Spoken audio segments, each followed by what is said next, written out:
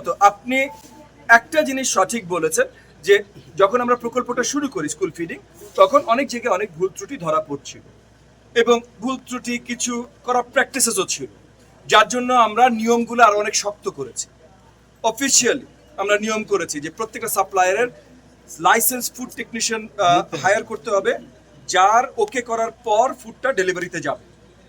আমাদের এটিও টিও ডিপিও তারা সারপ্রাইজ স্পট ভিজিট করবে, চেক করবে ফ্যাক্টরি এবং খাবারগুলো চেকিং এর জন্য মানে আপনার ল্যাবরেটরিতে পাঠাবে টেস্টিং এর জন্য। স্কুলে আমরা কমিটি দিয়েছি মাদের নেতৃত্বে, 3 জন করে মা থাকবেন কমিটিতে যারা এইগুলা রিসিভ করবেন এবং যারা ডেলিভারি দিবেন ওই ডেলিভারি ড্রাইভারের আগে থেকে লাইসেন্স থেকে শুরু করে এনআইডি সবকিছু স্কুলে থাকতে হবে। সো অনেক কিছু আমরা ব্যবস্থা করেছি। এর মাধ্যমে যেটা আমরা দেখেছি যে যেই জায়গাগুলোতে এই নিয়মগুলো মেনে চলা হচ্ছে সেই জায়গাগুলোতে অলমোস্ট জিরো ত্রুটিতে আমরা চলে এসেছি। এখন আপনি একটা কথা বলেছেন যে 3 দিন আগে একটা জায়গায় কলা সরবরাহ করা হচ্ছিল না, এটা সম্বন্ধে আমি জানি না। হতে পারে যে ওই এলাকায় আচ্ছা এখানে 7 দিন, এটা কিন্তু 5 দিন ভিন্ন ভিন্ন, এটা একটা ফুড বাস্কেট, 5 দিন ভিন্ন ভিন্ন জিনিস দেওয়া হয়।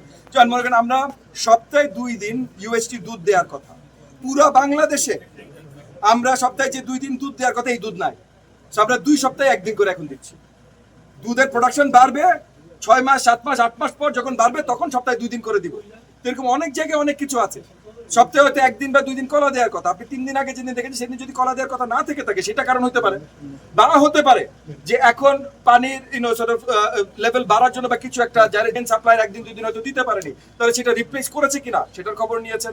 আপনারা যদি অফিসিয়ালি এটা আমাকে জানান, আমরা ইমিডিয়েটলি এটিওকে অ্যালার্ট করব।